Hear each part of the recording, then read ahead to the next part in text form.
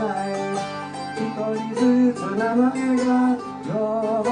れてく次は君の番かもしれないね新しい薬を手に入れるのは君に難しくなってる綺麗な牛を食べたくてここまで歩いてきたのに一人ずつ名前が呼ばれてく次は君の番かもしれないねああどうか僕の名前を呼ばないで夕方のサイレンが鳴り響く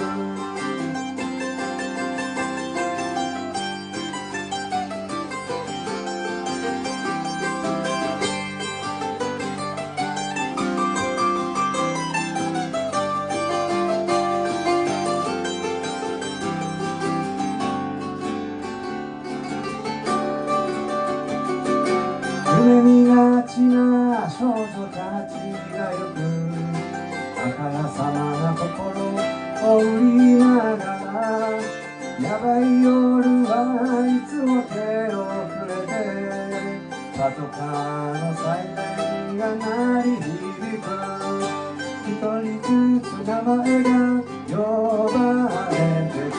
次は君の番かもしれないね君の母さんに教わったことはここじゃ何の役にも立たないね